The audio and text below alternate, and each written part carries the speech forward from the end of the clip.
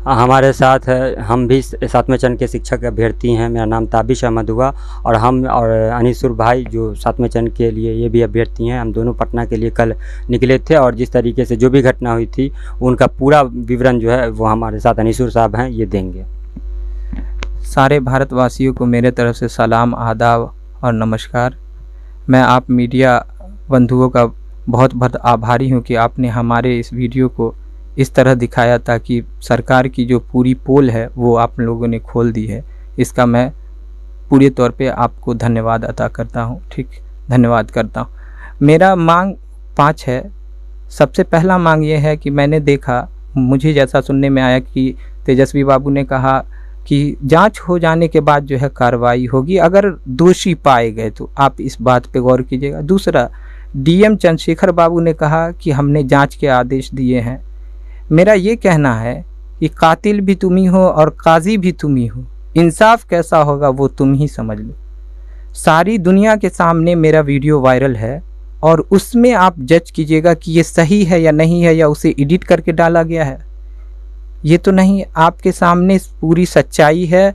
आप उसके तहत अविलंब 5 घंटे का अल्टीमेटम है आप लोगों के पास, आप अविलंब उसे बर्खास्त कीजिए ज़िंदगी भर के लिए। और जिस तरह उसने तिरंगे को अपमानित किया है उस तरह उस पर देशद्रोह का चार्ज लगना चाहिए। हमें जो उसने गर्दन से ऊपर हमेशा मारा है, सेंस ऑर्गन्स के ऊपर चोट किया है, उस पर अटेम्प्ट टू मर्डर का चार्ज लगा करके ज़िंदगी भर के लिए उनको जेल में सराहना चाहिए। दूसरी बात मेरी ये है कि मेरा पहला मांग है, मैं दिसंबर 19 फिर 21 फिर 22 मैंने इस तीनों में सीटेड क्वालिफाइड किया है। मेरा सिर्फ 21 का मार्कशीट आप लोगों के पास पहुंचा है, मैं दिसंबर का भी भेज दूंगा, 22 का भी भेज, ठीक है। उसके बाद मैं 7th फेज की बहाली के लिए जो है वहां गया था। मैं मीडिया से बात कर रहा था और आप लोगों ने देखा कि मीडिया से बात करते हुए मुझे किस तरह सर के बल घसीट करके मेरे बाल को पकड़ करके पटका गया और एडीएम ने निहत्थे बेवरसान बेलाचार पर किस तरह लाठियां बरसाई। पूरे भारत ने नहीं बल्कि पूरे विश्व ने इस चीज़ को देखा है और पूरे विश्व को समझ में आ गया है कि अब हमारे यहाँ किस तरह की राजनीति और किस तरह की गुंडागर्दी की सरकार आ गई है। वो सारे लोगों ने इस चीज़ को देखा है और मैं ये कहना चाहता हूँ, इस मैंने जो कुर्बानी दी है उसका एक ही है कि 7वां फेज 1 to 8 प्राथमिक नोटिफिकेशन 5 दिन का अल्टीमेटम मैंने कल ही से दिया है, ठीक है, कि 5 दिन के अंदर संपूर्ण बहाली नोटिफिकेशन जारी कीजिए।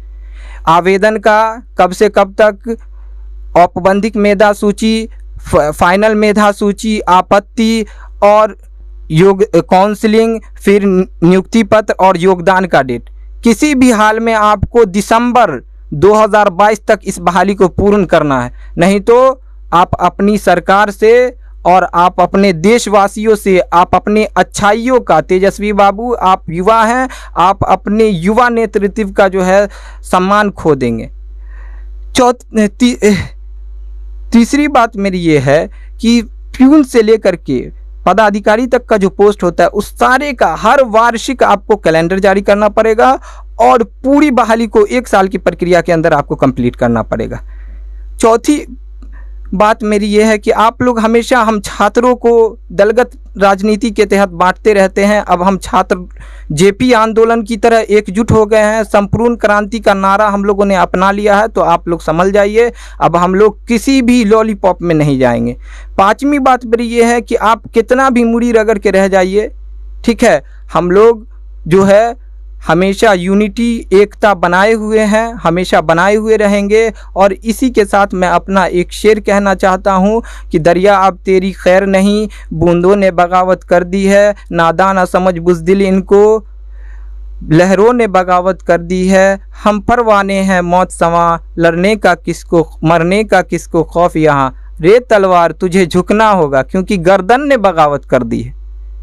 सभी लोगों का मैं सही दिल से धन्यवाद करता हूँ, शुक्रिया अदा करता हूँ।